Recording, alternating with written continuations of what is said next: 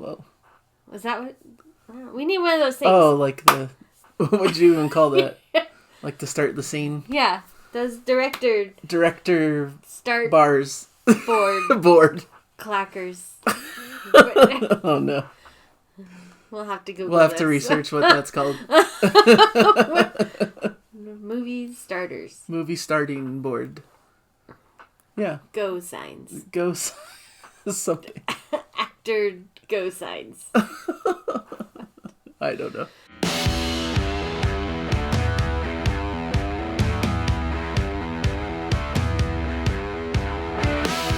Hello everybody and welcome to Nathan on Shuffle and to our latest Prog Song Sunday episode. I've got Jana here with me. Hello. And this is the show where we listen to a prog song together. I'm the seasoned prog fan and she's kind of a new listener. A new listener. Yeah. That's a good way to put it. A new listener. And it's been, you've been doing this over a year, so. Yeah, so I know lots of prog songs now. Yeah, you're building up your bank of prog music and knowledge. Yep. So, yeah, the idea is I usually know the song, but Jana doesn't. It's a first listen for her. And we just shuffle into it based on a big major list we've compiled. So, yep, that's our If you have shtick. anything to add to the list, let us know. Yeah, always looking for more suggestions. So, thanks everybody for your suggestions up to this point. And let's shuffle the song. Shuffle. All right. Shuffle. Ooh, ready for a big one? Yes. All right. How big? Wait, what? Ooh, this should be fun. This is a major prog epic. Oh, yeah? Yeah. Emerson, Lake and Palmer. Emerson, Lake and Palmer. Tarkus is the name of it. Tarkus? Has a lot of different parts to it. That's what's scrolling by. Oh, okay. I'm playing. But the main song is Tarkus. Eruption, Stones of Years. Iconoclast. Yeah. Mass. Manticore. How many Battlefield. How long is this one? Oh. It's 3 hours long. No, I'm just kidding. No, it's like 20 minutes. 20 minutes and a little change there. Okay. Think you can do it? Yeah. Yeah. I can do 20 minutes. Like, when it gets to, like, above 25, that's what I'm like. Well, luckily, a lot of the classic prog stuff had to be what could fit on an album side, which is about 20-ish minutes. So usually you don't get much bigger than that in the classic era. That's good to think about. If it's those modern prog songs. Yeah, those are the ones where I'm like... They can be up to like 80 minutes because they're more restricted by like a CD length. They're not usually 80 minutes, but that's how long they could be, hypothetically. But now in the day of like streaming and digital, there's no limits, right? You could just... What's the longest song ever? That's a good question. Anyone out there know? Google that later. I know one contender is the Whirlwind, right? From Transatlantic. They consider that like one song, the whole album. Oh. It's like near 80 minutes long. But I'm sure there's like technically other big pieces of music out there. Okay, we should get into the song. Yeah, let's get into the song. Sorry about that. No. You don't have to apologize then. Okay. We do you. We do us. We do us. What's the word? You do you. You do you. Oh, man. Okay. Yeah. A lot of trimming and editing, right, hon? Trimming and editing. Okay. No, let's get into the song. People are going to get mad if we wait too much longer. Oh my gosh, why are you guys laughing so much? Okay. Tarkus. This is a major prog epic. Emerson, Lake and Palmer. Yeah. Starts with Eruption. Yes, that's the first part. I like that cover.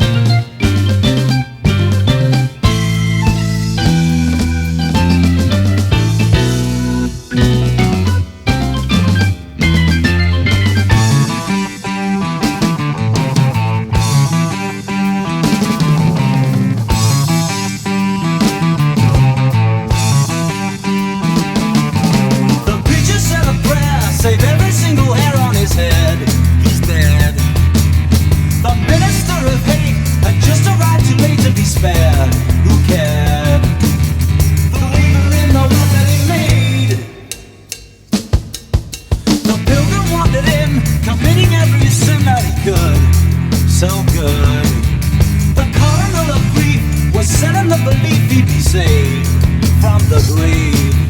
The weaver and the way that he made. Cowbell. More cowbell.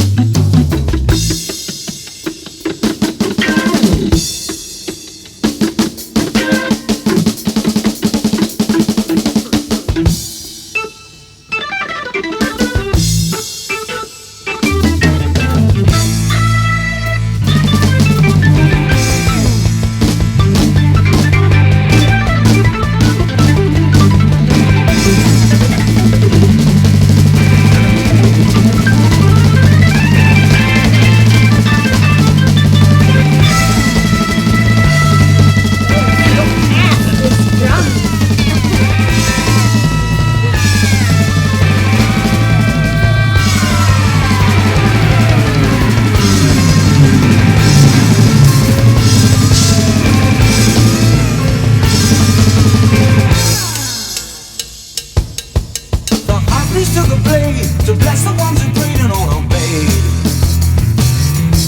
The messenger of fear is slowly drawing nearer to the time. A sign, the weaver ain't no way that he made. A bishop rings a bell, a cloak of darkness fell across the ground. Without a sound, the silent choir sing, and in their silence bringed its sound. Harmonic crown, the weaver ain't no way that he made.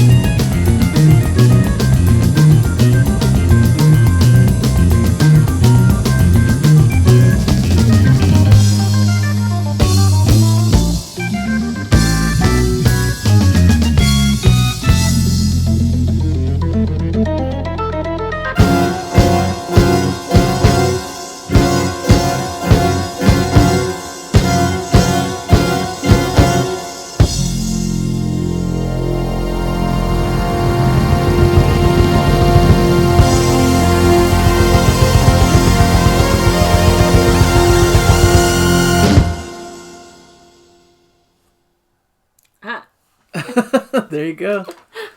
There was a lot to that one. Yeah. Overall thoughts? Overall thoughts. There was a lot to that one. That is your overall thought. Sorry.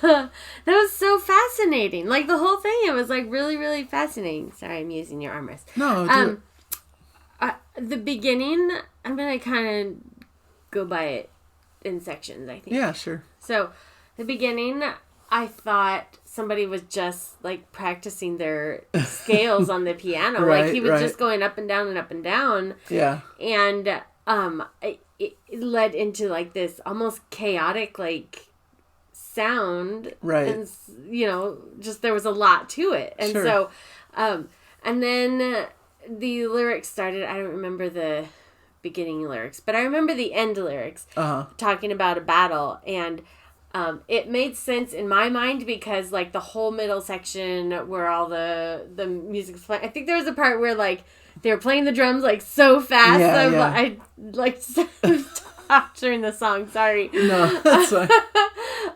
And it felt like a battle. And then they started talking about like, well, now that the battle's done, like, how do you feel? Like, was it worth it? You know? Yeah. And it was great. It was like the music was really great. And it was a little like muddled, I think, for me in my mind. Like, not muddled. Muddled's not the right word. Yeah. But there was a lot going on. And I Right. think I like something a little more.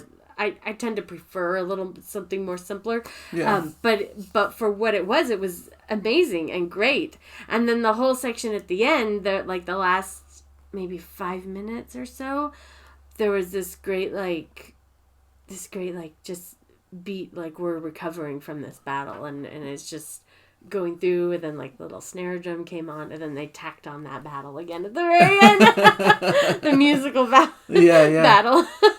So, but I thought it was really, really great. That's cool. Yeah, I thought the lyrics are good. If I don't know when this was done. You said it was older, so if I were to make a guess, Okay. I would. This We'll could be a new game. Yeah. If I were to guess, something like 1976 or something like that. Okay. It's a little bit older than that. Dang it. So it's 1971. Okay. Actually. Yeah. Well, I thought it was cool. A lot of like keyboards and there was that part at the end that was like just a little more like with the beat. Yeah. They had it must have been an instrument, but I think if I was like listening to that on the radio, that would be a really fun part to sing, because it was like, I don't remember the melody at all, but it was like ba ba ba ba ba ba, and it was like I knew like I would like come in with like a bop bop bop sound and sing along that way. Okay. That's fine. That's fine. I can't remember the melody at all. Like, yeah. So but whatever it was like it had like a bop bop bop. Even though it was a keyboard. It was like sound. some kind of keyboard sound. So, but it sounded like a bop bop bop. Bop bop bop. Okay. It sounded like a bop bop bop. Okay.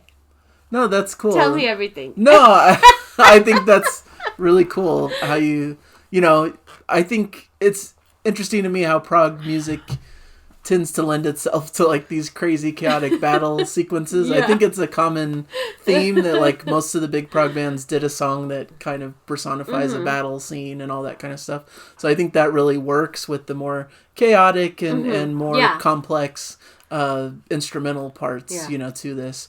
Emerson, complex. That's a great word. Yeah. I said muddled, but that's not correct. Complex. Complex. That sounds more positive. That is the word. Yeah, I don't mean to, like, it was positive experience the whole time. Yeah. So, I can't always think of the right words to describe what I'm feeling or hearing. And so, but complex, that's perfect. Yeah, Emerson, Lake and Palmer, basically like a super group at the time.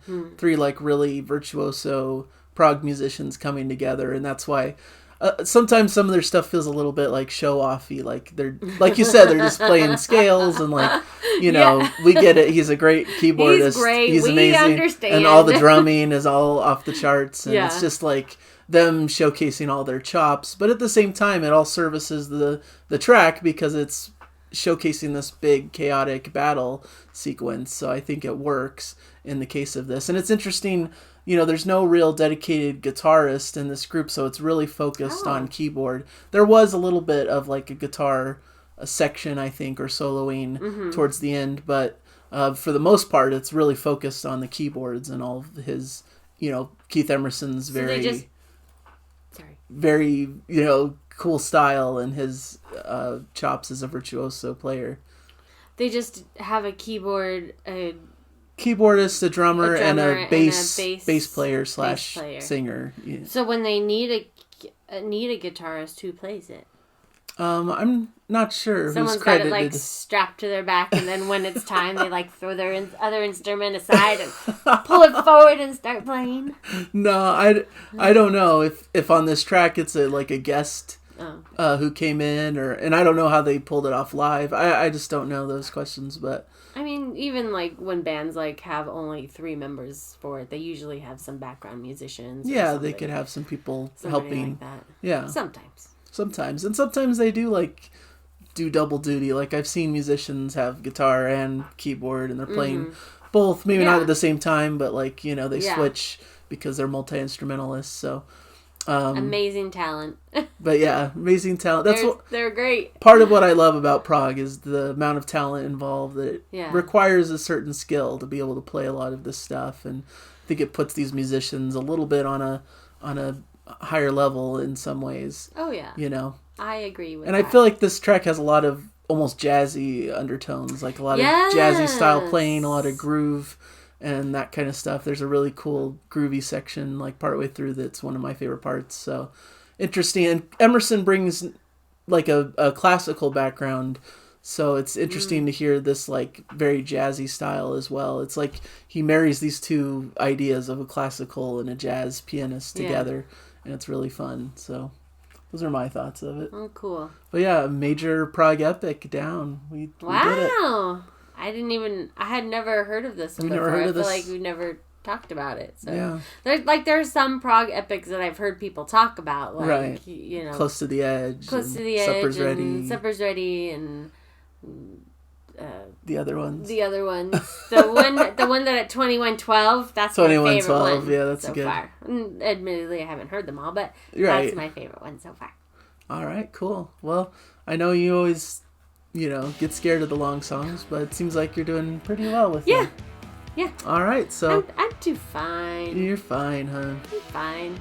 All right, thank you guys for watching. Hopefully you enjoyed this episode and this Prog epic that we covered today. Let us know in the comments how you feel about this song and about our thoughts about it in this video. And hopefully you guys will continue your journey with us. We do these Prog Song Sundays every Sunday, obviously.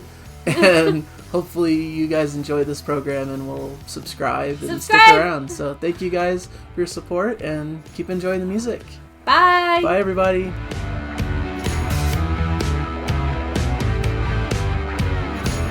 I think we had a lot of good guesses about what they're called. Probably none of them are right. No. I don't even know. What would you put in the Google search to figure out what it's called?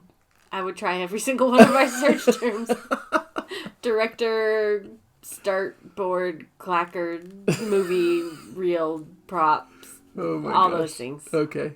I bet it'll come up. Man, I hope we're not looking like super dumb right now. It's what I do in my job. People come and ask me for things, random things. I'm like, I don't know. And I just try every single word that they say to me. Yeah. Something usually comes up, right? Something usually comes up. Okay. I read them the first couple, the first page of Google responses, and it's usually in there. So yeah, the one good thing about the internet, right? Secrets of librarianism.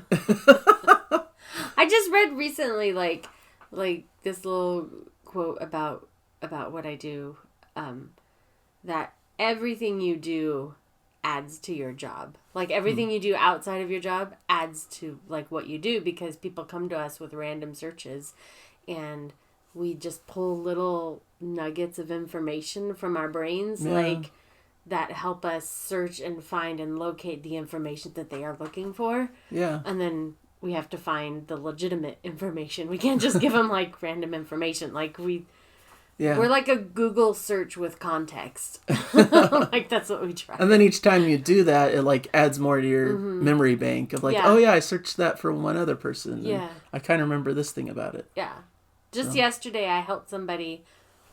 They came and asked, it was a really random grammar question, when to use the word a and when to use the word an, which I know the rule, but I can't it's hard just to vocalize it. Yeah, I can't just tell them the rule like, that it depends on what the following word is. Like I know the rule as like a English speaker and somebody who's in charge of a literacy program, but I have to find that rule in a legitimate source to give to them. So I had to like find it in a grammar book. Okay. So that's cool. Cuz like that's the difference between Google and a librarian. It's like I'm going to give you a vetted source. Yeah. So that's fair. And I found it in a grammar book. Awesome. So that works. Random thoughts with Jana. Random lessons with Jana. That's cool. Sorry. What are we doing? Yeah, we're doing our show. Our show, right? We're gonna shuffle a song. Let's do it. Let's start the show. Oh, start the show. I have to do an opening. Oh man, we've lost it.